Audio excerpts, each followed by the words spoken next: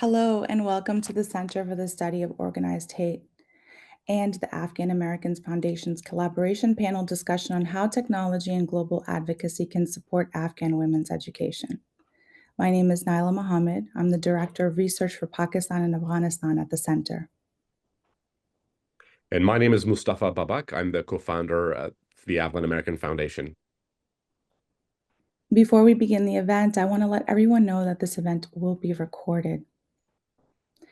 In the years since the Taliban took control of Afghanistan, the Ministry for the Promotion of Virtue and the Prevention of Vice has enacted a series of stringent decrees that seek to govern how people, particularly women, behave in public. To date, the Taliban authorities issued over 70 decrees that intensified restrictions on Afghan women and girls. These measures drastically limit the rights and freedoms of women and severely impact various facets of their lives, such as their access to education, employment, healthcare, travel, sports, and recreation. The Taliban have deliberately removed women from participating in the political landscape of Afghanistan. Almost immediately after taking control, the Taliban shut down secondary schools for girls, effectively denying them an education beyond the age of 12. Afghanistan remains the only country in the world where secondary or higher education is completely prohibited for girls and women. According to UNESCO, 1.4 million Afghan girls are deliberately deprived of access to schooling. Individuals who attempt to find ways around the restrictions in order to pursue their education are also targeted. Thank you, Naila, for setting the stage for this important event. Today, we have the pleasure of hosting human rights activists Pashtana Dorani, Tahmina Salek, and Anna Chekovich, who will provide insight and recommendations as to how the international community can ensure that Afghan women have access to education amidst the ongoing repression.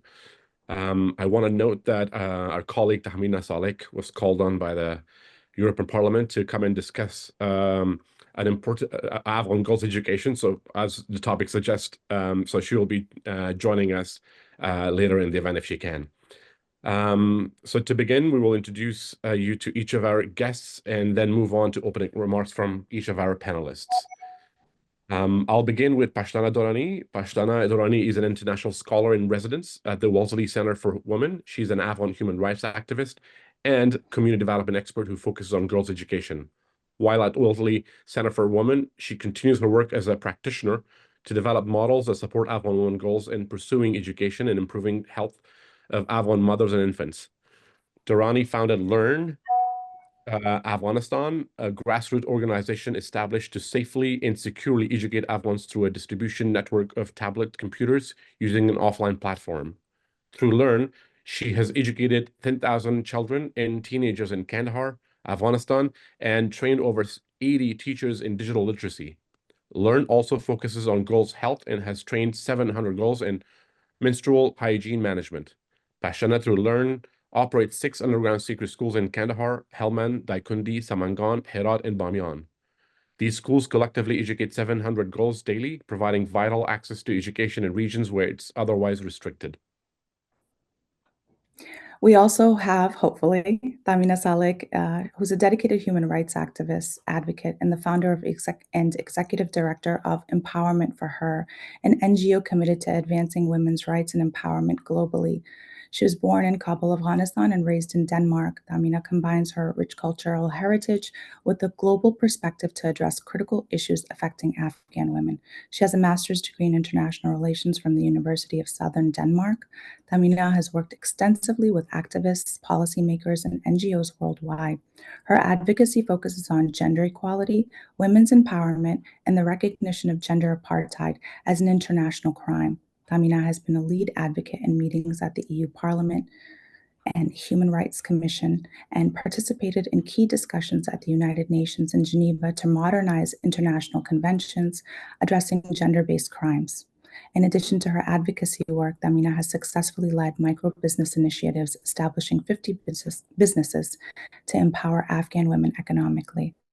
Her leadership has inspired both change on the ground and in global policy discussions. Yeah, and last but not least, we're grateful to have Anna Chekovich with us. Anna is a member of the Financial Freedom Team at Human Rights Foundation, where she focuses on Bitcoin adoption strategies for activists and NGOs in authoritarian regimes. Her extensive finance background began at Alexei Navalny's Anti-Corruption Foundation in 2017, where she was pivotal during the presidential campaign and pioneered the use of Bitcoin to circumvent government surveillance in Russia. Since joining HRF in 2024, she has been instrumental in helping nonprofit integrate Bitcoin into their financial practices, ensuring they achieve autonomy and security against repressive government interference. Back to you, Naila. We're going to begin some opening remarks by Pashtana and then Anna, and hopefully Damina is able to join us. But Pashtana, the floor is yours. I'd just like to let everyone know that we will end the panel discussion with a brief question and answer session, and the audience can feel free to send questions throughout the panel discussion. We'll try our best to get to them. Pashtana? Thank you so much, Naila. Thank you so much, Mustafa John. Thank you so much for having me, and thank you for holding this timely discussion that was much needed right now. As of this morning, the flights for Afghanistan have been halted, and I just wanted to make sure that we highlight that it just not only focuses on how the Afghans have been suffering back home, but even the only way out of Afghanistan right now is being reduced and is being halted. Coming back to what we're thinking and talking about today is Afghan girls and Afghan teachers.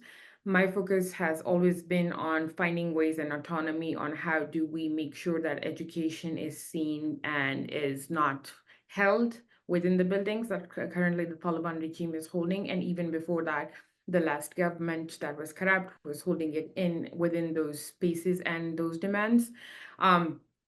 The current focus of this discussion, I would really like to focus on how the girls' education is not seen as a topic that can be negotiated. It's something that everybody should be talking about. It's something that everybody should be working towards.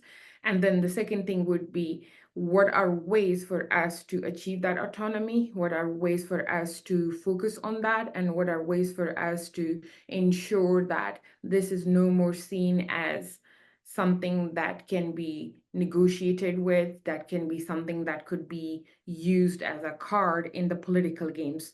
The education of Afghan women cannot be weaponized anymore. It cannot be politicized anymore. And the most important thing is it shouldn't be reduced to a political game.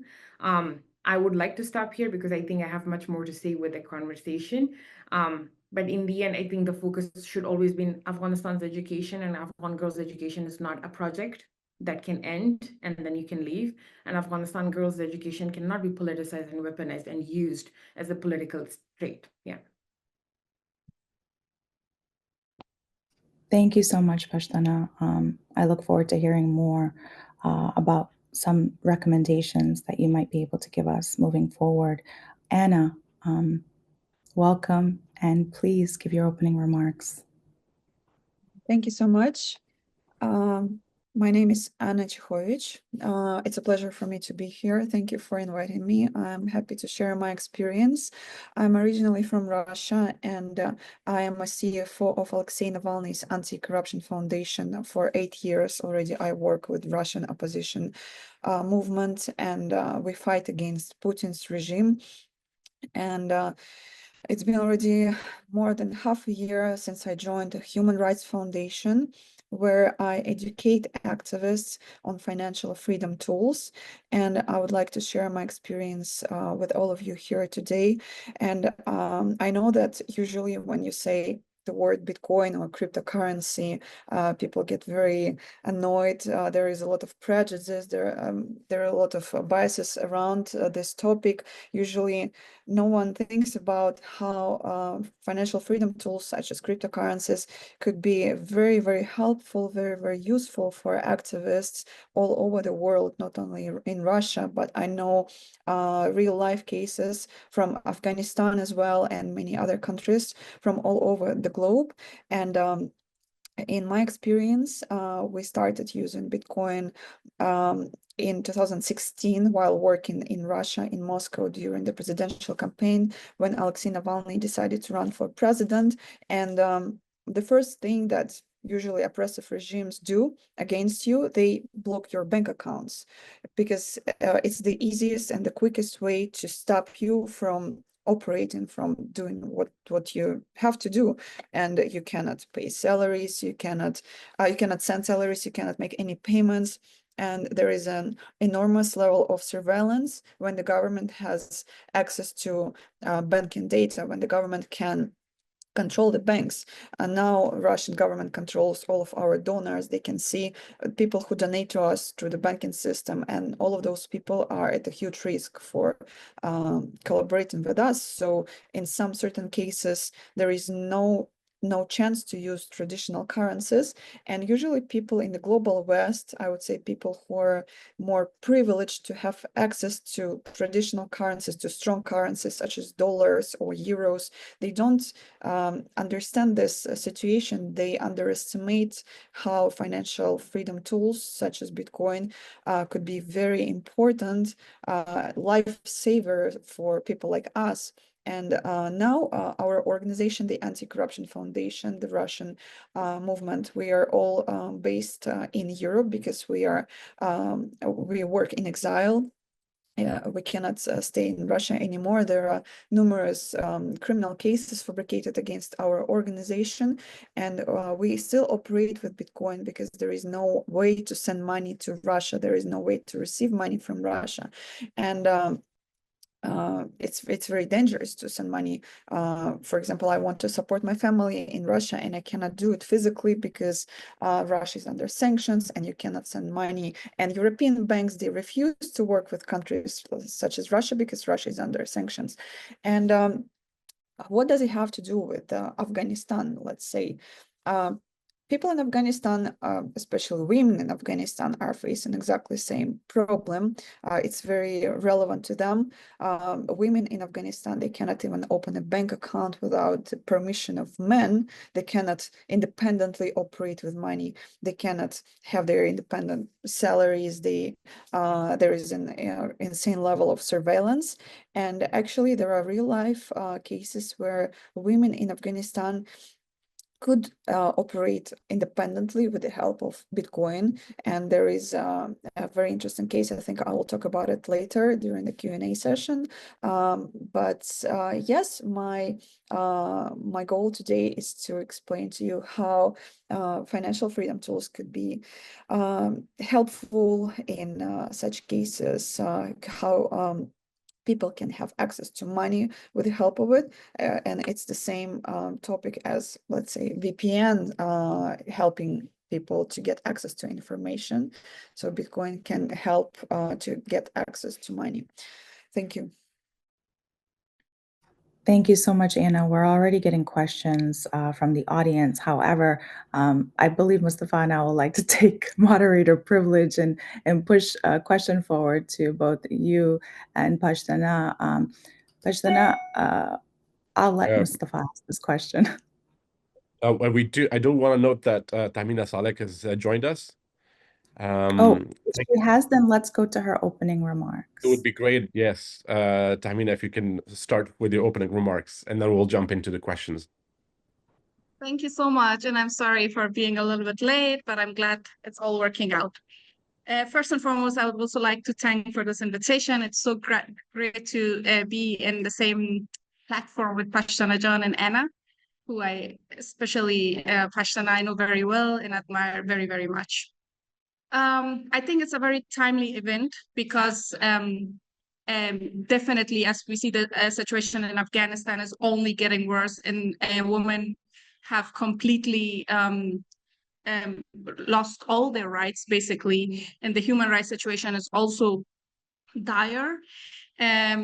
But I also see some perhaps opportunities as the political world outside Afghanistan is also changing, with the changes happening in the US, even in Europe. The special representative for Afghanistan, for example, is going to be someone new. Up until now, it was Thomas Nicholson. So, and especially the election in the US will have a huge impact in the policies of the world and also Afghanistan, which we can use this opportunity. Therefore, I think the event is very timely to see how we can coordinate our advocacy efforts, how we can engage the world to pay more attention to Afghan and Afghan women, and especially education, and how we can perhaps encourage them more to use technology, to use all these possibilities that the modern world today has in order to support the system in Afghanistan, the education system for Afghan women.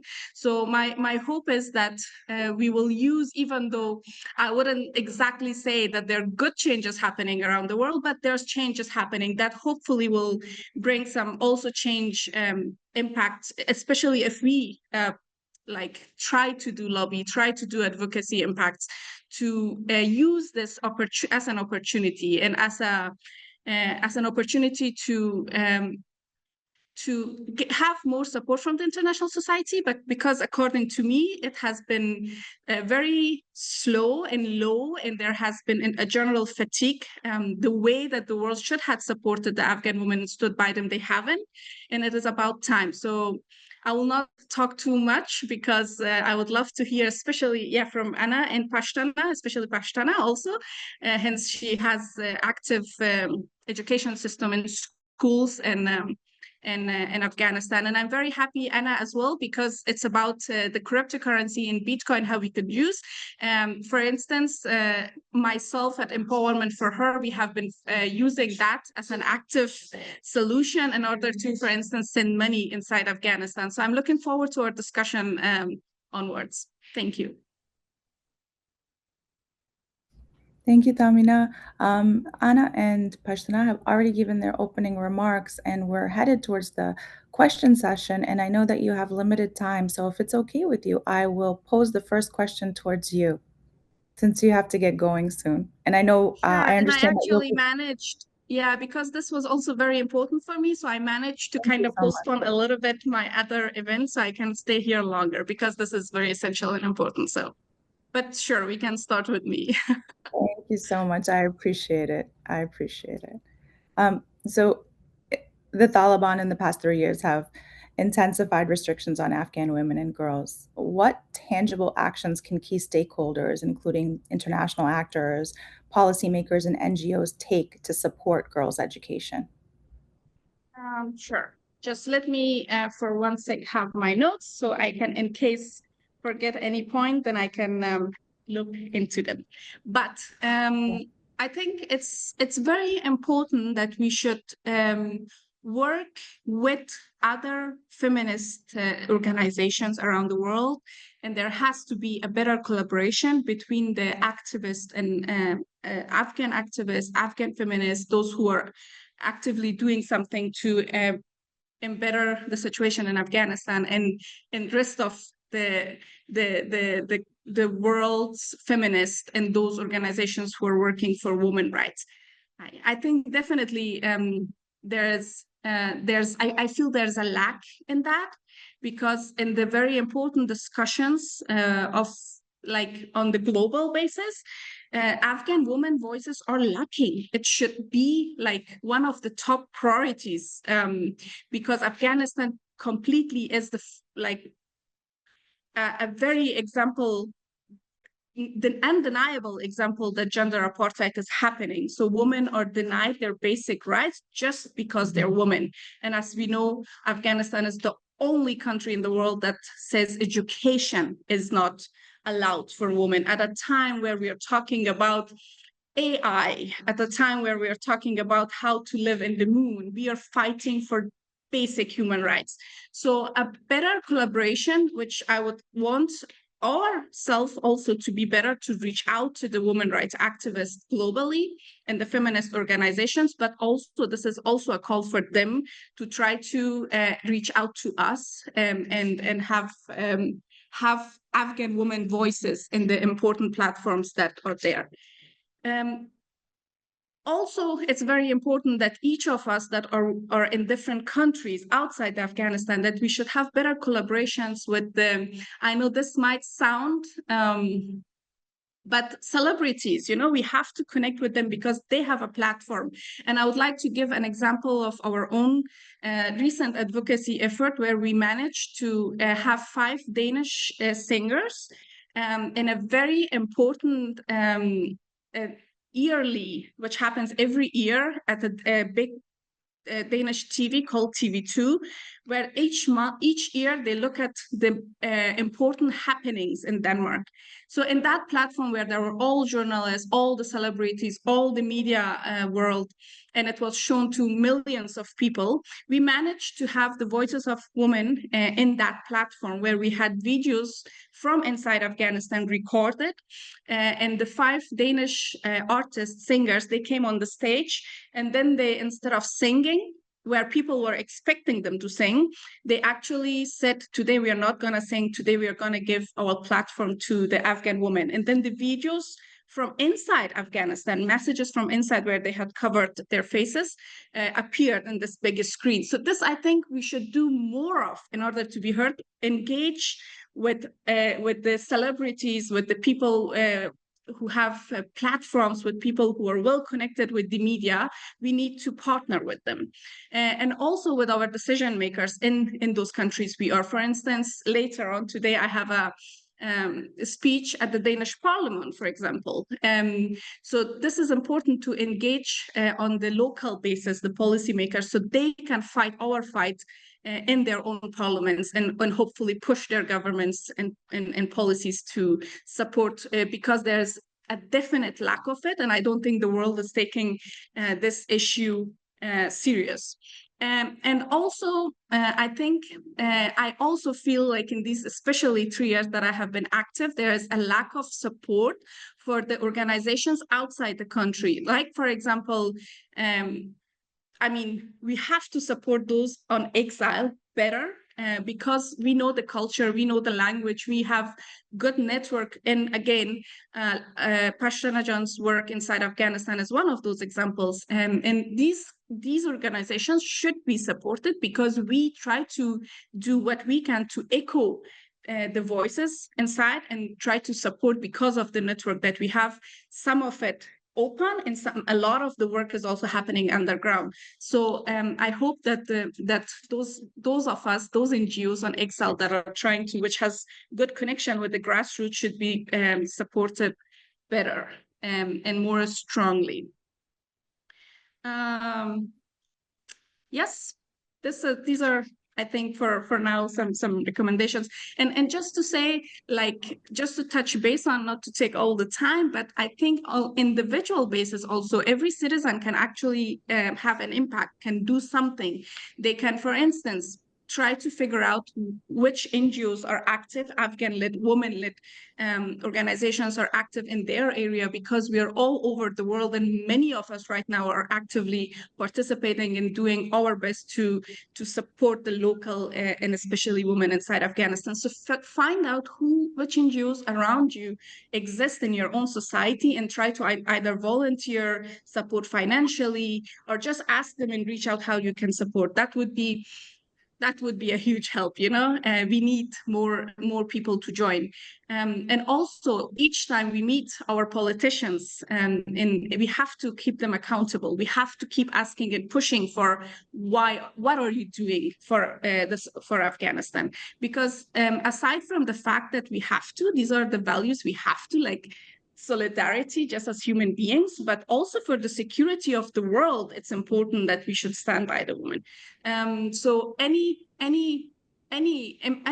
step towards supporting Afghan women is actually impactful, because together we can make a difference, even if it's sometimes a like, we're posting something about sharing news, liking it, commenting, so the Afghan women inside Afghanistan can see that the world, maybe the political agenda has forgotten them, but the civil societies are still with them outside Afghanistan. Thank you so much, Tamina. I believe Mustafa has a question for Pashtana. Yes, thank you, Tamina. I mean, just to highlight, I mean, you mentioned about how to do advocacy and where does it stick, right? Including also sort of collective action as well as individual. We'll come back to you with another related question later on. Before I jump into the next question to Pashtana, I want to just send a reminder to the audience. Thank you for joining us today. Do know that we have set aside time for your questions and answers. We already are getting questions, so we'll get that later. And on the bottom of your screen, you have the Q&A option that you can submit questions, and we'll get back to those later on. Pashtala Khore, obviously, Learn has been doing incredible work despite the limitations on the ground. Can you please paint us a picture of what it takes to implement informed education solution for Afghan women, right? What approaches have proven effective, but also equally important, which ones have not? For those that do work, how do you envision scaling these solutions to ensure broader and safer access? Thank you so much for that question. For starters, I want to take over Tahmina's energy. That was so good. And thank you so much, Tahmina, for the opening remarks and especially for everything that you have said. And I definitely echo with whatever she said. I think there's also, I just want to highlight that one thing, which is sure, organization like mine do work in Afghanistan and it's important and crucial. But me and Tahmina were in the same cohort of Hamra, which supports all these organizations that are within Afghanistan or in exile.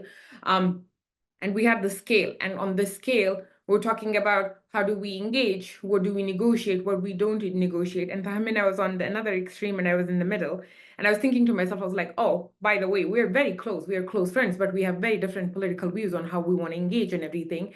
But we found support in that one consortium. And the reason I'm bringing that in is organizations like mine wouldn't have survived without that cohort. And I think organizations like mine do need support of organizations like those of Tahmina's. And that's so crucial and important. And that's one of the reasons I think Afghan women have to thrive within those spaces. Coming back to your question now, on how do we envision Afghanistan's education now in the next 5 years, and how do we scale it, especially right now? When I started my remarks, I said about I really want to see how we have an autonomy on our education policies and education and access to education. And the reason is, even when Afghanistan was a democratic state and we had a government in place, I still come from Maruf, which is like the last district in Kandahar in the south, and then there's Toba Kakari on the Pashtunkhwa side. And the reason I'm giving you this geography lesson is when you are in that space, you have 43 buildings that were there that was built by the USAID and Scandinavian funds, but none of those schools were functional. The teachers were being paid, but they were ghost teachers, and the schools were being sort of held, but they were ghost schools and they were ghost students. So my goal was, when my community was turned into from refugees to going back into their own country, Afghanistan, and then becoming IDPs, which is internally displaced people or persons. They still couldn't access education in Spin Boldak, which is another border district. It's a stable economy. It has everything. It has roads. It has even electricity to some level. But the one thing it lacked was schools for girls and boys. So the goal for Learn was, how do we access education in a way where it's not limited to buildings? And that's how Learn came into being. And the whole philosophy is, Afghans as a culture, we always say this, we are a 5,000-year-old country. And in that 5,000-year-old history of Afghanistan, the one thing that is very common, and I think you both will appreciate this, is our grandparents, when we were young, they would read to us from books. They would listen to radio after their dinner. They would talk about poetry. They would talk about all these historical and geographical stories that they would tell us. That was all education, by the way. That's how I grew up. That's how people around me grew up. And my grandparents were just village people. They didn't go to private schools. They didn't go a lot of places. My father wore a turban. He's in the back. So the reason I'm painting this picture is, you have to understand that education is not a new concept introduced to Afghans right now. We have always been people who educated ourselves, and we sort of always have been educating ourselves beyond schooling or formal structures. We love to learn. We study poetry. We study Hamza Baba or Hafiz Shirazi. There is not a borderline sort of education system. We delve into Central Asian, Arabic, but also South Asian cultural history and geography. So developing on that, in the past 20 years, there has been a lot of formal structure developed when it comes to education. The one thing that we lacked was, we don't know what our statistics are. We don't know how many girls were enrolled in schools. but millions of girls did go to school. So now the Taliban claim that it's not in our culture. My question back is, for the 20 years that millions of people sent their kids, daughters to school, who were they from, where they were from, or what culture were they practicing, you know? And now coming back to the reality of now Afghanistan is the only country that has banned education actively post grade 6. And the one thing that they claim when they say they have banned is that it's not appropriate, it's not acceptable, it's not something that the Afghans, especially the rural tribal regions, represent or support. But then again, within that space in Spin Boldak or Maruf, there are still secret schools run to this date that women lead, women teach in. We have, as of this morning, 86 schools that we are teaching in Afghanistan. The numbers that you said were from like a few weeks ago. As of this morning, we have more than 5,300 girls aged 13 to 18 that are getting educated in almost 24 provinces of Afghanistan.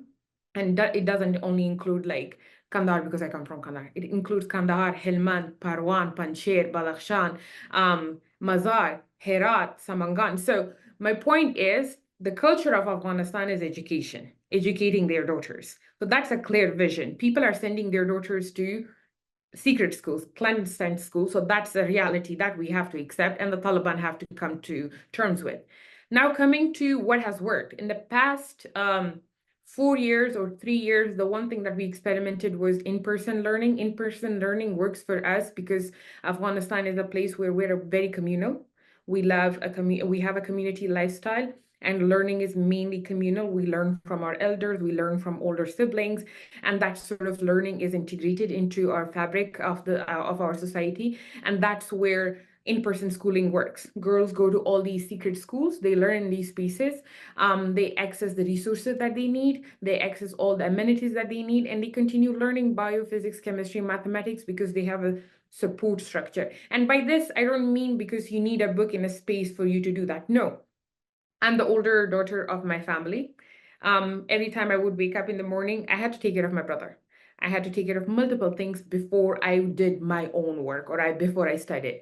The reason in-person learning works in Afghanistan is because A, it helps you socialize, mobilize, form social relationships, which is very important, by the way. I go to ed school, so I know a little about how it affects children and young minds. It's very important for you to live a healthy, thriving life, for you to have social relationships when you're young and developing, and at the same time, learn with people beyond your family. So the in-person schooling works for that instances. Now, beyond that, because Afghanistan is also one of the most depressed countries in the world, and the suicide rates are super high. So the one good thing that in-person learning does is helps you mobilize and socialize, and that sort of gloomy feeling or sadness is something that is felt around the community and is talked about and is processed as a community. And that's what we do with our girls. Every Thursday, we have a circle where they're open to cry, they're open to celebrate and whatsoever. Now coming to concrete solutions. We have the following concrete solutions. We have a satellite program in Afghanistan that we run right now that almost is in 2 provinces that educates almost around 300 girls. And the satellite program basically helps them access internet without being traced, without being put in the harm's way. They can download, use internet in whatever way possible for them. And they attend classes from California. There is like a company called Tutor Zone. They are volunteering to teach our girls ESL English in Afghanistan, in Bamiyan and Helmand, and they have been successful for the past 2 years now. And then there's a journalism club that is being taught out of Oxford in London, in UK, excuse me, and they have been, we graduated a cohort just right now, and that is only possible because they have access to that untraceable internet through that satellite program. The second thing that we have been focusing and partnering up with is Radio for Liberty, and that's Mashal Radio and Azadi Radio, and they have been educating young minds through the Education Hour program, and they have almost 6 million listeners every day, and that radio program is actually educating for 30 minutes in Pashto and 30 minutes in Dari, and they ensure that subjects like biophysics, chemistry, history, geography is accessible through that program. And that's a huge number, by the way, in Afghanistan. So there are times and instances where I've talked to people and they're like, oh yeah, my grandfather listens to that, and then he gets me on the line and he helps me, get access to that program, or sometimes he records it for me. And I'm very fascinated by that, because the effort that it takes for people to go beyond and access education in whatever way possible. The third thing that we are doing right now is called this Hila app, which is an offline app, which goes back to the satellite, where girls who are not able to come every day, they come to the school every week, they download their things, they go back home, and they learn through this offline app where you can access anything from grade 7 to grade 12, which is in audio, video, assessments, written and reading format, and you can just go home and learn with it, and you take self-assessments, and you can come back or talk to your teacher on WhatsApp and figure out how your grading works. And we have been actively doing this for over a year. I was having a call before this panel with the people that we have partnered up with, and our statistics looks great, because we are now expanding not only into Pashto and Dari, but also Uzbeki, because we want to make sure that it's all as accessible as possible to every community. So that's our third solution. The last solution that we have been focusing on is a SIM card program, where I cannot take the name of the SIM card program, but they are one of the largest SIM card in Afghanistan. And what they do is they have an academy. If you are a user or subscriber to that network, you get a link. And once you click on that link, you can basically access anything from grade 7 to grade 12 for free. You don't have to have anything else. You just need to access that, and you will have access to video, audio, assessments, or any format that you want. Now, these are things, concrete solutions that have worked. These have 2 million users for the SIM card company that we are working with, 6 million users for the radio, more than 5,000 students for in-person classes. And then at the same time, the Hila app is now having the most highest statistics of engagement. But in reality, the story is we have an AI club that Fahmina was talking about. We have an AI club where girls attend classes because their instructor is in another country. Their brothers give them cell phone. Their fathers give them cell phone, because not everybody has a cell phone. Not everybody has internet. And these girls attend those AI classes. There are times where they are in journalism club and they're not in school. They attend it through their father's cell phone, or through their mother's cell phone, or through their cousin's cell phone. And I'm telling you, all of these is those concrete examples wouldn't be happening if there were not brothers, fathers, mothers in Afghanistan who wouldn't be actively trying to find ways. I have an example from Kandahar last year, where somebody from the school called me and they were like, there's a mother who has been sitting here for 3 days now. She comes every morning, she sits here, and today she's crying because we don't have any more seats left. We cannot accommodate more students. She's crying today that you have to accept her daughter or she won't leave. And I kept on thinking to myself, I was like, if I tell this to anyone in the world that a woman in Kandahar was fighting for her daughter to be admitted in a secret school, nobody's going to believe me. But that's the reality of Afghanistan. That's how people are thriving. They're trying to work on things. They're trying to access education in multiple ways. These are all these perfect solutions? Not really. In reality, schools should be open. Every girl should be in school, and they should be accessing everything and anything in as much as possible, just like the boys. But we are at the state of war in Afghanistan. Our gender is at a state of war. The current regime is fighting young teenager girls. So what can we do? The best thing we can do right now is find innovative solutions that are beyond school buildings, that are beyond control, that are not shut down, and that are autonomous. And that's built with community trust, where parents trust you with their children, especially young girls. So if you have community trust, if you have technology, and if you think innovatively, you can scale almost anything and everything. The one thing that failed that I want to highlight is, back in the day, in 2009, there was a program, one laptop per child policy, which failed miserably in Afghanistan. And the reason was, you have to understand, it's not about lack of internet, lack of laptops. It's about what you're trying to teach, how you're making it accessible. In our ways, we don't go to communities and tell them, oh, you need to educate your daughters. For us, you need to come to us and tell us, what do you need from us? And we're going to meet you there. If you need laptops from us, we're going to get those for you. But you need to tell us how many students you have, how many are you willing to commit to all of that. And then at the same time, how many teachers are you willing to introduce?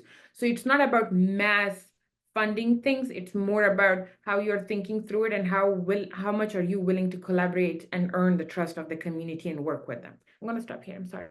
I talked a lot. No, I believe a lot of the questions within the question answer from our audience you answered, so that was good. But I wanted to jump over to Anna and ask her a question. Anna, Bitcoin has proved to be an effective and reliable solution in countries where there are restrictive governments. But how can Bitcoin aid activists and nonprofit organizations, particularly in Afghanistan? Thank you for this question. I'll try to be short. I'll give you just a couple of real-life examples. My good friend, an activist from Afghanistan, her name is Roya Mahbub. Now she lives and works in exile. She back then when she was living and working in Afghanistan, she was a CEO of a software company, and she couldn't find a solution how to pay her female employees. And eventually she decided to try to pay them with Bitcoin. And it was a very successful solution in her company. And she educated them financial literacy, financial independency, and eventually her female employees were receiving salary in Bitcoin from her, exchanging Bitcoin to local currency between each others, and they could independently operate with money within that company. And eventually, unfortunately, when Taliban went against Roya, she had to escape the country, and she couldn't take any belongings with her when leaving the country. She couldn't take any cash money with her, and the only thing she could take with her was her Bitcoin, her money that she was keeping I would say online. And when she left the country, she took her Bitcoin with her. It was back in 2013. And after that, the price of Bitcoin grew and exponentially, and her savings grew a lot, and she could live normal life when she escaped. And I know that still many activists and NGOs, they successfully send Bitcoin to Afghanistan because there is no other chance to do that. I'll give you a couple more examples from different countries. For example, in my case with Russia, we still pay salaries to our Russian employees. We pay salaries in Bitcoin because there is no other way to do that. It's very dangerous. If people receive money from us and they're caught by Russian government, they will be imprisoned up to 8 years for collaborating with us. And I paid for Alexei Navalny's funerals last year. He was killed in prison, and he is now buried in Moscow graveyard, and we had to pay for his funerals, and we paid for his funerals with Bitcoin. And usually when I tell people that, they are very surprised to hear it because they never thought about it, that some people are deprived of access to money, or it's very dangerous to use money. My friends from Venezuela, my friends activists that live and work in exile, they support healthcare system in Venezuela with Bitcoin. They send money to doctors inside Venezuela with Bitcoin, and those doctors inside the country, they exchange that Bitcoin into local currency, and they just can have money this way. And right now, since unfortunately these oppressive regimes everywhere in the world get stronger, and there are more and more situations like this, there is more and more demand from activists and NGOs to learn how to use financial freedom tools because they realize that there is a solution, but they don't know how to use it, where to go to get this knowledge. And at the Human Rights Foundation, I provide quarterly webinars where I teach those activists and NGOs. It's completely free. They just sign up and they come for my webinar, and I educate them. And in the beginning, our idea was just to educate activists how to operate with Bitcoin on the ground, how to how to avoid government surveillance over their money. But a couple of months ago, I received a request from the National Endowment for Democracy, a prominent American NGO that usually provides support to activists on the ground. They invited me to their office in Washington, D.C. to provide a personalized workshop for their NGO, because they want to support those activists. Maybe they want to support people in Russia or in Afghanistan, but they cannot do it because it's physically not possible. SWIFT system doesn't work between those countries, and they cannot physically send money. And also their bank transfer will be absolutely transparent and visible to the oppressive regimes, and that bank transfer will be immediately stopped. Frozen money will be seized by oppressive regimes, and of course the recipients of money will be at a huge risk for receiving money from an American NGO. So those prominent NGOs like National Endowment for Democracy or even Amnesty International requested Bitcoin education from us. They realized that there is an opportunity to support people in those countries, and now they can actually do money transfers with the help of Bitcoin. And this is a huge opportunity for activists working on the ground, for women in Afghanistan. They can have access to money. They can receive some independence with this tool. So when there is a lot of prejudice, when Western governments try to regulate those tools, try to ban those tools, they actually do not think about the fact that those tools such as Bitcoin, they are lifesaver for people like us. And I also do advocacy for Bitcoin on the level of European governments, on the level of American government. And this is how, long story short, this is how these tools could really support people, women in Afghanistan, can support actual education. And I think that we can unite our efforts, actually education and financial literacy together to provide more independence and to teach them this financial literacy. Thank you. Anna, this was great. Thank you for sort of painting a picture of the opportunities and potential of using cryptocurrencies and supporting education, but also giving us some concrete example. I have a follow-up question for you. For our audience here in this call, I think many would think, okay, so how does it work? I know it was good that you plugged in some of the sort of classes that you organize, and I hope audience can get, and we can pass on some of the more information to them. But in this call, if you could maybe very briefly, in plain language for those who do not know a lot about cryptocurrency, of how the process works. And then maybe briefly also, if you could discuss maybe some of the risks involved in using cryptocurrency, that would be great. Yes, absolutely. I'll also add, I apologize, Anna. I'll also add that our panelists can answer the questions live as well and type in the answers if just so they have an opportunity to be answered. But I apologize. Go ahead, Anna. Thank you. Absolutely. If I don't manage to answer some questions because of time limitations, everyone from this call, please feel free to reach out to me personally, to my email, and I will provide more information to you personally. I will not go into any technical details, any complicated technical details right now. I'll try to explain in simple terms. So Bitcoin, I would say it's borderless money. It's a peer-to-peer money. We exchange Bitcoin between each other without interference of third parties.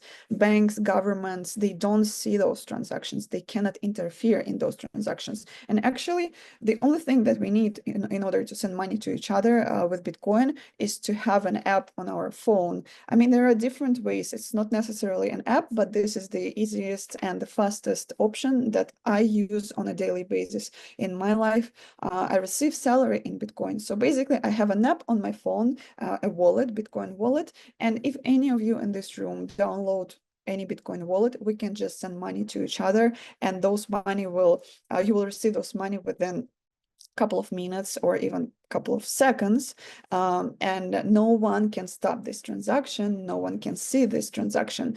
But yeah, unfortunately, there are some certain risks if you don't know how to use it properly, what kind of tools are safe to use and what kind of tools are less safer. It's better to learn more, and fortunately I can provide you this education. And if you are an activist or NGO, or just generally you want to learn more about these tools, feel free to sign up for our next webinar. We have quarterly webinars where we educate Bitcoin 101 from scratch, how to download a wallet, how to make those operations. And yeah, usually the most common question is, how do I exchange this Bitcoin into my local currency on the ground, especially in the places like Afghanistan? This could be quite dangerous. And in some countries, it is easier to do. You can just find a trader online, you exchange, you send them Bitcoin, they send you money to your bank account, or they give you cash in person. So there are different opportunities for exchange in different countries, but in some countries, it could be dangerous. For example, in Afghanistan, there is, I guess, no way for women to exchange it to their bank account, because they maybe they don't have a bank account, or this transaction will be visible for the government. So in these cases, there are always communities. They find people who are interested in that within the community. And in countries like Nicaragua or Afghanistan, where it's illegal to use those options, those tools, they have to operate under dangerous conditions. They have to operate secretly.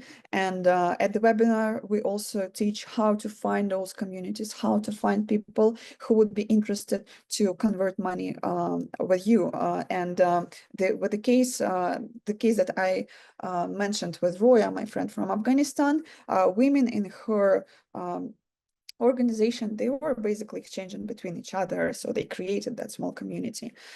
So yeah, I teach all of those details. I teach basics at our webinar at the Human Rights Foundation. So if you want to learn more about that, I don't want to give too much information right now because it will take a lot of time. But yeah, it's just a peer-to-peer money that work between each other, and no one can stop this transaction. Thank you, Anna. I have one more question, and then we can go towards audience questions, if that's okay. But this question is for Pashtana. Pashtana, President Trump was sworn in yesterday as the new U.S. president. What do you think advocacy for Afghan girls and women will look like under his tenure?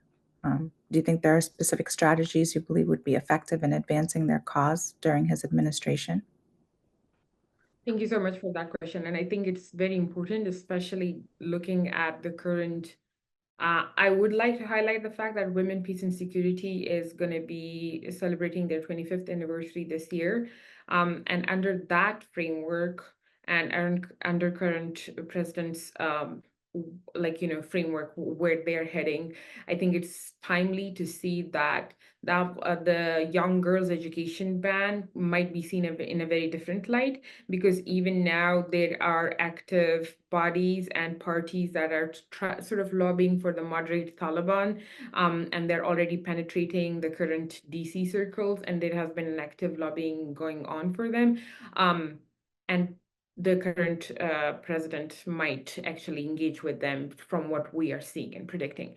But also at the same time, we also have to understand that the Women, Peace and Security framework, especially under the US vision for this year, or at least the next 5 years, and South Korea and Norway, they really want to focus on girls' education, and girls' education is going to be an important component. This also builds and feeds into the youth peace and security profile and framework too. So right now, you're not just looking at young girls who are not able to go to school. These young girls are going to grow up to be women who are also going to be part of the Women, Peace and Security. So it's young youth peace and security plus women peace and security that are two active sort of agendas and frameworks for the US and the current administration. And they will be focusing on this in the long run, especially in the next 4 to 5 years. So the more strategic ways for us to engage as an Afghanistan's, organizations in exile or organizations that are focusing on education, our focus and our engagement should be more towards, okay, schools might not open and schools might open. How and what can we do to make sure, A, they are accredited from an entity or a place or a space within the US that provides more documentation towards those efforts that are in Afghanistan. And I think the State Department for the past 4 years have tried to engage with edX and Coursera, but they didn't come up with a result. And I think now this administration might be able to lift that up and work on that, where there is a more suitable framework towards accreditation of schooling and learning beyond attending a public school. Because here I'm not going to say, oh, the current administration can engage with the Taliban and ask them to open schools, because he just probably might have seen the article that was published that the Amir al-Mu'minin, or the supreme leader, said that you can nuke me and I would still not open schools. So I think in many ways we kind of have to understand that that is in a very different space continuum for them. For the current administration, for them to engage strategically, they have to engage with experts, key experts who actually work on Afghanistan, who have a great broader policy and understanding of it, experts who can bring in solutions to these problems, rather than focusing on how can we focus on the negotiations and open schools in the long run. And then last but not the least, I think the current administration has to see where does Afghanistan fall on the women, peace and security and youth peace and security agenda. I was looking at the current USAID focus and Department of State focus on for this year and for the next 3 years actually is Sudan and Syria and Ukraine. So Afghanistan is not even an active country right now, and Israel and Palestine. So we also have to understand, how do we bring our country back on the map, on the agenda, and how do we lobby for that, and how do we advocate for that? Currently, I think South Korea is very interested in ensuring that women, peace and security agenda covers Afghanistan. So these are all fragmented thoughts, how to advocate or engage, but the current strategy should be focus on the women, peace and security agenda, youth peace and security agenda, advocate for Afghanistan under those two frameworks, and then focus on how gender apartheid is alienating a whole 50% of the nation, but also is banning and barring women from accessing basic fundamental human rights, that both of those agendas are sort of supposed to make sure that they are not banned or barred from that. And then within the administration, again, strategic advocacy, the House Appropriation Committee should be a place where feminist alliances, feminist organizations should be going and testifying and talking to the current representatives. The second thing I think anybody in the US could do is pick up their phone, talk to their senators and congressmen, and ask them, where did our taxpayers' money go, and where are they still going, and why are you not holding those accountable that are in power? Last but not the least, I feel like the current administration also has to see who do they want to pick for the current positions that are going to be left, post Biden, to engage with Afghanistan, because like it or not, the people who were picked up to engage with for Afghanistan in the past 3 years were not likely the people who have given in any sort of good results or have built on negotiations. Right now, there's not even a working committee for Afghanistan in Doha on women. So how much are you willing to give up on so much of your liberties and engagement policies for you to coddle the current regime? So who they pick, how do we engage with them, and what are some basic fundamental things that the US government can do right now is accreditation, investing more in innovative policies, funding things that are going to be sustainable beyond building schools, or funding bigger projects that are going to be building schools. It could be more innovation. It could be more focusing on accreditation. It could be focusing more on technology. It could be focusing on building alliances that are going to be standing strong even when administration changes, or even if the foreign policy changes toward a country, or if the country's government changes. And then last but not the least, again, recentering the focus on WPS and YPS and sort of looking at Afghanistan through that lens and engaging with Afghanistan through that lens could be very crucial right now. I just have a quick follow-up question, and this just came to me off the top of my head, so forgive me. So over the weekend, the Afghan Foreign Ministry political deputy, Stanik Zai, made remarks and called on the group's leadership to end the ban on education for women and girls in Afghanistan. How hopeful are you of this, or is this just, in your opinion, a way to rebrand the group or an attempt to rebrand the group? So, one thing we have to also think of, like, let's study how the Taliban function and how certain groups, certain people come out at certain time and see certain things. Stanik Zay has always been a little off edge and a little unhinged, excuse my lack of better word for him. But he has been a little unhinged in the past too. He always tends to go a little left on the policies and says, oh no, we should open schools. And he has said this in the past too, by the way, multiple times. And then there are other group people too who have said in the past, oh no, we should open schools. The thing is, there's an internal struggle that I think a lot of people don't want to recognize. And even if they don't want to recognize, a lot of people don't want to talk about it because it's so complex and nobody has any idea. But the reality is there is an internal struggle right now happening between the Taliban. That is the reason there is a moderate lobbying group right now that is sort of whitewashing the Taliban into these Bastanic types, people who are like very open to opening schools. But then there's also like, the supreme leader who's like, you can nuke me and I still won't open school. But whose policy carry more weight? Whose decrees carry more weight? Supreme leader, because of him, schools are still banned. Women are still not going to work. Stanik can say whatever he says. And he has said many things in the past 3 years, by the way. And yet here we are, yet here schools are closed.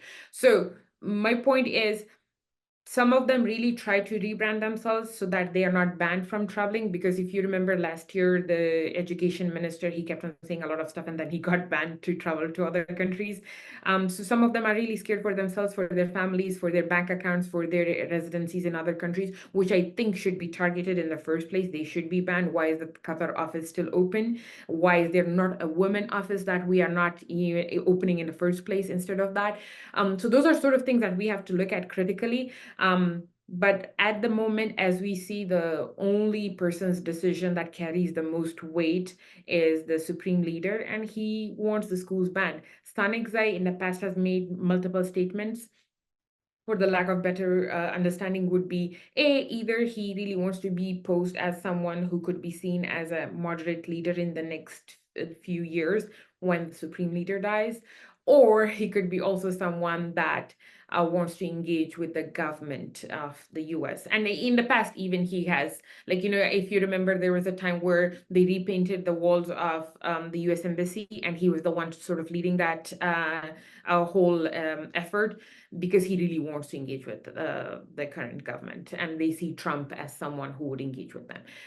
Yeah. Wonderful. Well, Anna and Pashtana, thank you so much for your comprehensive responses to our questions. It's actually we are pretty much on time, 10 o'clock. We have 30 minutes set aside for Q&A from the audience, and we're getting a list of very good questions here. I also already saw Anna responding to a question from Timur. Maybe I'll go to Pashtana, to you. We have a question from Aaron. I'm going to read it out for you. I'm interested in learning about your experience and strategies for keeping Afghan students safe, whether they are studying online or in person in the country. Thank you. Thank you so much for that question, Aaron. I'm always asked, how do we keep teachers safe? But I think it's very timely to talk about the students too. The one thing we have learned and engaged with in the past 3 months is we had our coworkers arrested. And the one thing we learned from that was the students that use the accounts, the Gmail accounts or whatever accounts are assigned to them, are not on their own names. they are under an alias and under a different name. Whatever platform we used is either encrypted or is something that can only be accessed through a specific link provided by our organization and is only accessible through them and through the teachers. That's it. And the most important thing is they are supposed to send out a signal of I am well within 24 hours of them. Every 24 hours, every teacher and student has to send that. And then last but not the least, and anybody should be employing right now is have at least 3 contacts from the student's family with you, so that in case something happens, in case God forbid something goes down, you have access to people that you can talk to and you can engage with and work around it. And these are more useful and more practical, but also apart from that, we sort of change timings where girls don't go to the same place on the same time every day. We sort of change days. We ensure that all the girls, they are covered, because that's one way they can go incognito. We also make sure that they don't carry books with them and copies and cell phones with them. The phones and everything on them is supposed to be left in the resource center, including their books. And then there's an extra copy of books and everything that is dropped at their house, including the tablets that we provide them. That way they don't carry anything with them, so even if they are stopped and searched, there's nothing on them. Those are some practical ways you can work with. We don't use WhatsApp, we use Telegram, we use Google Chat or something like that. That is more functional and also accessible. And the most important thing we do right now is do like sort of an encrypted 2-step verification for all the access of contacts with them. So whatever platform you use, there needs to be a 2-step verification where we know we are engaging with you as a student, even if it's virtually. We have a couple questions from Sam R. I'm going to summarize it though. There are a few questions. One is for Bitcoin, so I'll go to that first, if that's okay, Anna. How do we get Bitcoin sent to Afghan girls and women? Is there a specific Bitcoin that is accessible in Afghanistan? Which organizations send Bitcoins to Afghan girls? And Yeah. that's the gist of the question. Yeah, of course. Unfortunately, I cannot tell which organizations send Bitcoin to girls in Afghanistan, and probably those who do, they prefer to stay anonymous in order to provide safety for the recipients, and they don't want to have any problems on their side. So usually big prominent NGOs, they prefer to not to publish this kind of information. And what people in Afghanistan need in order to receive this money, they don't need anything but a Bitcoin wallet. It's an app that they can download, or it could be a gadget, like a physical gadget they can use. They will need access to internet in order to receive or send transactions, but this is a universal tool that they can just download on App Store or just online. It doesn't matter. It depends if they have access to those tools. But there are numerous, like hundreds or thousands of different tools that they can use. It all depends if they have access to those tools. But there is nothing specific for Afghanistan that they have to have.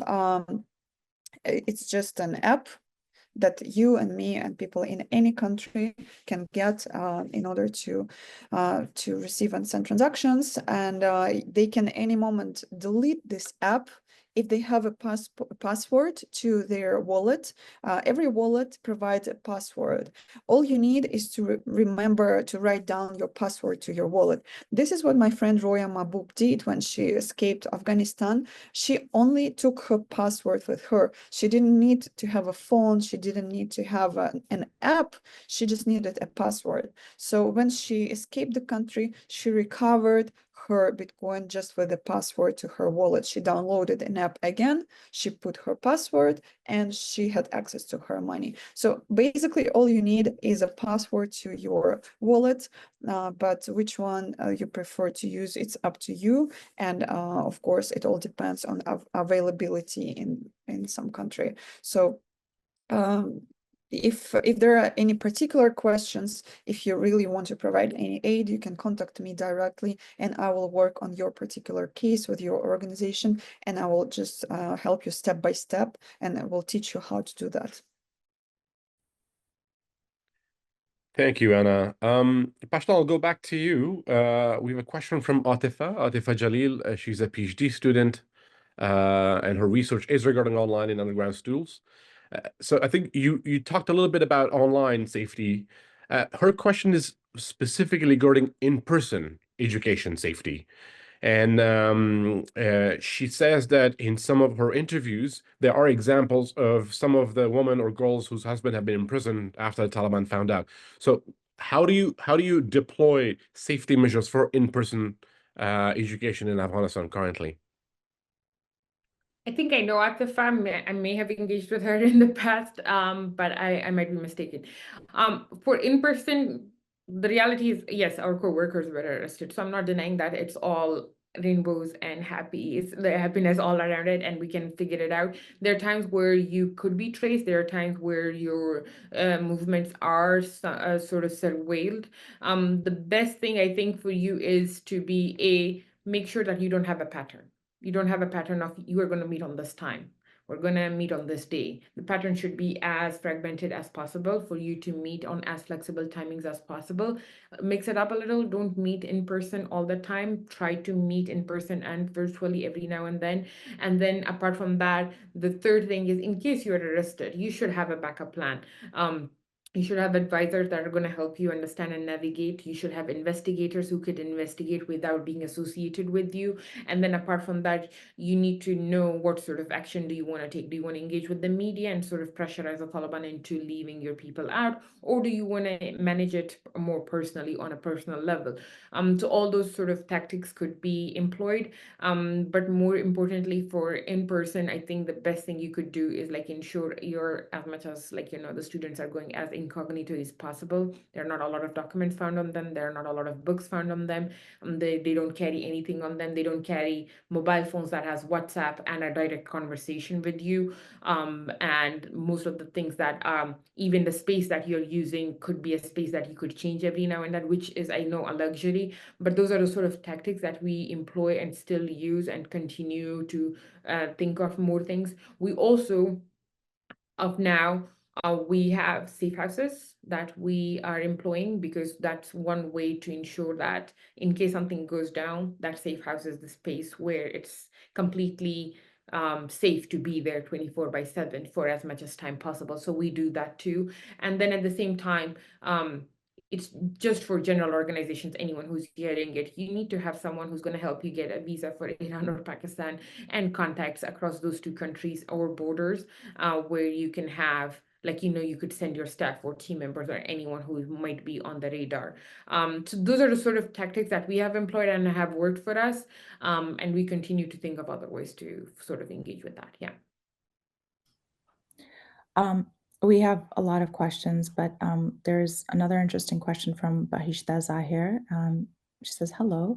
And what strategies can the international community adopt to ensure new policies on international development, particularly in education for Afghanistan, are inclusive and actively involve all stakeholders, grassroots activists, policymakers, researchers, and advocates? Additionally, how can we address divisions within civil society to foster unity and collaboration, creating a cohesive and collective force to strengthen advocacy efforts and amplify their impact? So I think the last question is the most important. If you could answer that, Pashtana. Yeah. Hi, Bishta.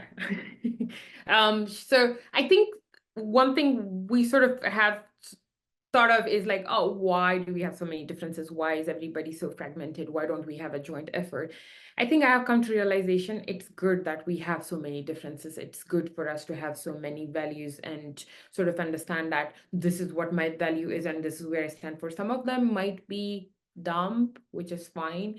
Some of them might be very important and very crucial, and that value a lot of people might not agree with you, but is important. So for example, when I started working on innovation in girls' education, people are like, no, you should focus on opening all schools, like focus on that. And I was like, that's not something I can achieve because I'm not an elected official. I'm not someone who has that sort of power. So what I'm going to do is the next best thing, which is innovation in education. Now we have multiple people working on this effort. We have a lot of people that I personally might have differences with when it comes to something approach like this. But I think that's what makes us strong, for us to have different opinions, for us to approach a problem with different sort of mindsets and values and tackle the problem from those angles. So that could be a good starting point. What one thing could be done is to bring all these people together, to provide them with spaces where they can have an open and honest dialogue and genuinely talk about each other's differences and sort of come to a resolution of, oh, either I'm going to stay on my side, or, oh, we can meet in the middle. So for example, if I wouldn't have met Tahmina, in my head, I would have been like, no, that's not someone I can engage with. This is an exile organization that works with diaspora, not with exilees. But we met, we hung out for 4 days, and now she's someone that I would pick up a phone and call to if I have to do something in Kabul, or with older women, or with women who are not in school, or girls not in school. So my point is, because we are a huge fragmented diaspora / refugee community and country, we come from that. It's very important for us to have shared platforms where we can come and discuss our differences and talk about all of those things. And Hamra is a very good example where Beshta actually works and where we are all part of it. But then at the same time, it doesn't necessarily mean that we all have to come to a resolution. It's okay to tackle problems from different angles. It's okay to have all our differences, as long as all of us are working towards an accessible, free Afghanistan where we all have access to education and human rights. That should be the end goal. Having different opinions is fine. That's okay.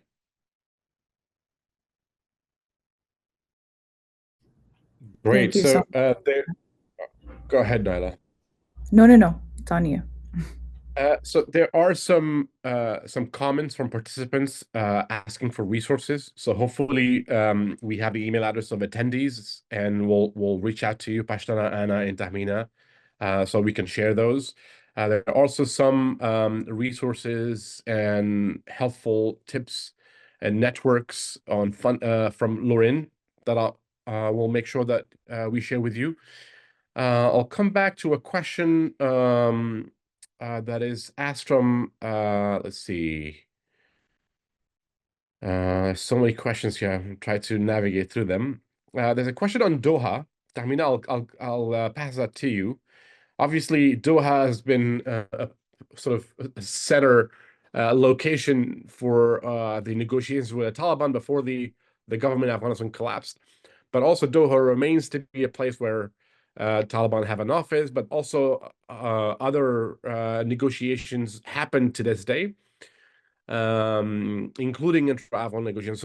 So how important is Doha as a space, number one? Number two, what are some of the advocacy opportunities in Doha in support of Afghan women's education? Thank you so much for this question. I personally how important the Doha process is, it depends who you ask. Of course, if you ask the Taliban, then it's very important for them. However, it has not so far been of any support or help for the Afghan society and civil society, and it has not, in spite of the three big Doha meetings that happened after the takeover, there has not been any concrete outcome which has been in support of Afghan women education or even Afghan women in any form or shape. The process itself, the Doha meetings, has been more of trying to normalize the situation in Afghanistan, and it has been more focused on engaging with the de facto government than engaging in having the voices of Afghan women in that platform. So this is a major, once again, what to call a backstep from the international society, and it's definitely time, and on time. It's actually late we are past time that such platforms should try to shift their focus from being so Taliban and de facto government centralized to more the civil society and women. We need to have the Afghan civil society and Afghan women's voices in such platforms. The world needs to invite and engage with us, the Afghans who have been taken as a hostage by the de facto government currently. However, if we have to look at how this can also be an opportunity, then I would definitely say, and also if I talk from my own case, and many other that I think are in this path, we have been very much focused also our advocacy efforts on Europe and the US. We have kind of forgotten the regions around, like the neighboring countries and the region in there. So something we have kind of like not paid attention to. So I think such gatherings when happens either in Doha or any of those countries there, it's important that we are present and having side events. We have to engage their own people, their own civil society, and do our advocacy efforts and make them notice and see that we also are there, because that has kind of became the Taliban's leverage in a way, that we have left neighboring countries and the region in there kind of left it alone and have not paid much focus to. And our focus has been, at least mine has been very much, my advocacy efforts has been for the EU Parliament, the UN, and not so much.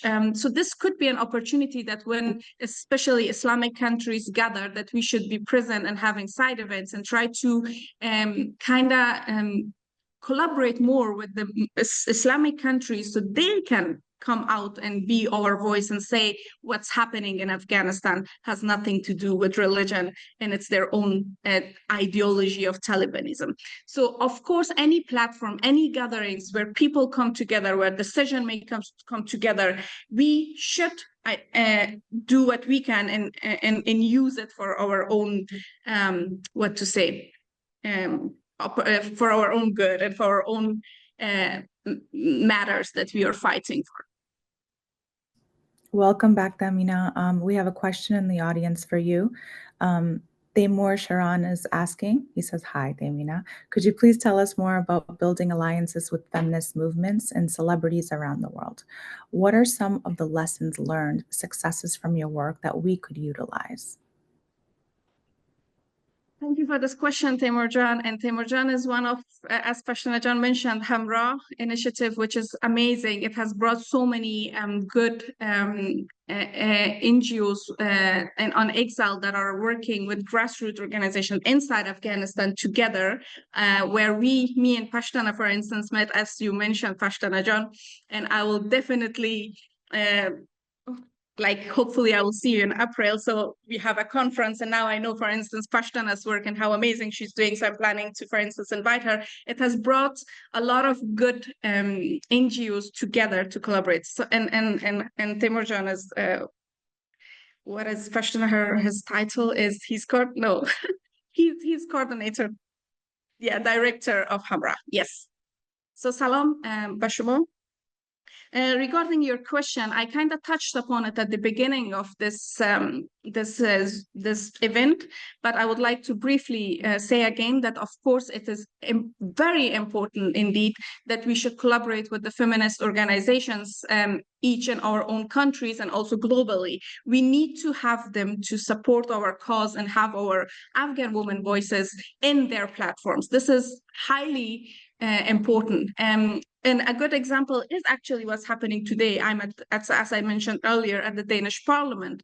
And this event is organized by one of very good and engaged feminist organization. Women Council is the name.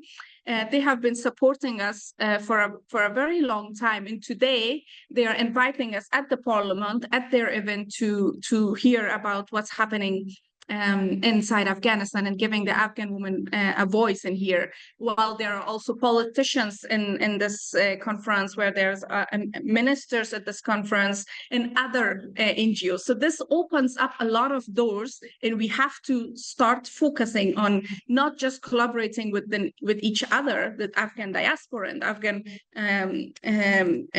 NGOs in exile, but also with the rest of the world's women focused women rights NGOs.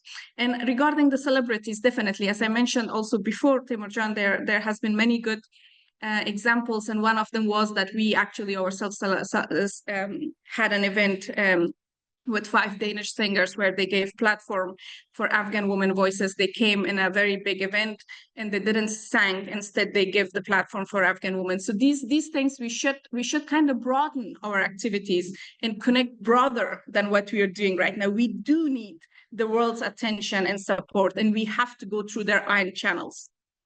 Thank you. Great. Thank you, Tahmina Jan. I have a question for both Pashtana and Anna here. Obviously, we talked about technology, use of technology, phones, tablets, internet, Bitcoin, cryptocurrency. So despite the restrictions, like, are there still risks posed for Taliban to penetrate and deny access to, let's say, an online platform that is being fed into a tablet or a phone through internet, or even cryptocurrency? In that case, like, do restrictive government regimes, do they have the power to maybe ban transfer of cryptocurrency regardless of them knowing who is coming from or going to? Yes, there are That certain question was risks. from Malalai Habibi, by the way, just to make sure I mentioned the name. Sorry about that. Okay, thank you for the question. Yes, there are some certain risks, and I know the countries where governments try to ban Bitcoin and cryptocurrencies, but basically they cannot do it because there is no way to stop the transaction itself. They can deny access to some certain tools. They can ban tools from app stores, or they can deny access to internet. But it's all could be solved with education. I mean, to educate how to use VPNs. For example, in Russia, some certain tools are not available because they are just removed from app stores, or like in Russia, YouTube is banned, but people still know how to use it because they know how to use VPNs. So same story here. If people know how to get access to those tools, they can do that. Another story, if it's dangerous to do that, if they catch you when you exchange money, for example, with someone in person, when you exchange to cash, of course, that could be risky. If a person with who you exchange, if you don't know that person, and it could be someone from the government, you know, there are some certain risks. And of course, it's all up to the person herself, if she's ready to take those risks, if she knows who is that person with who she or he exchanges. So there are some certain things, certain rules that you should definitely know before you start using those platforms and services. And yes, governments can ban some platforms, they can ban access to some platforms or to internet in general, but our goal is to teach them how to get that access, what kind of tools they can use, what kind of VPNs, how to use those VPNs, and so on and so on. And also at my educational course, I teach them what tools not to use in order to not to be at a big risk, because there are some certain platforms that require you to leave your personal data, your passport or your name. That could be very, very dangerous, especially for activists, especially for people who live in such countries like Afghanistan. And they don't know that it's dangerous, and they leave some trace on those platforms, and then they can be caught by the government. And I teach them what kind of platforms they must avoid in their work and life. So yes, there are some certain rules that must be learned, and it's all a matter of education. Unfortunately, you were low on time, but I'd like to just thank you again for joining us for this very insightful panel discussion. Pashtana, Tamina, and Anna, we truly appreciate your participation. I'd also like to thank Mustafa and the Afghan American Foundation for co-hosting this event with us. The Center for the Study of Organized Hate is a South Asia-focused think tank positioned at the intersection of research and policymaking. We focus on understanding, preventing, and combating organized hate against any group defined by characteristics such as religion, race, nationality, caste, ethnicity, gender, disability, or sexual orientation. So we invite you all to join our mailing list and follow us on our digital platforms, Instagram, Facebook, X, LinkedIn, and TikTok at CSOH. So we regularly post about upcoming events, reports that we've published, articles, and collaborations. And then likewise, Naila, thank you for collaborating on this important event. I also am grateful for the time from our panelists, each Pashtana, Anna, and Tahmina Jan. Really great to have you here. I also want to thank the audience for taking the time to join in and tune in and ask really, really great questions. Afghan American Foundation is a national advocacy organization focusing on empowering Afghan Americans through policy advocacy, cultural preservation, and public education, ensuring that our voices are heard, our stories are shared, and our contributions shape the future of both Afghans and Americans. Similarly, follow us on Twitter, Instagram, Facebook, as well as mailing list. As you already know, there's a lot of coming and being discussed on immigration policy with the new administration. So stay tuned as we break down what's going to come in the next couple of weeks, their implications, but also some resources and guidance that we can share with the community on how to navigate them. Thank you so much.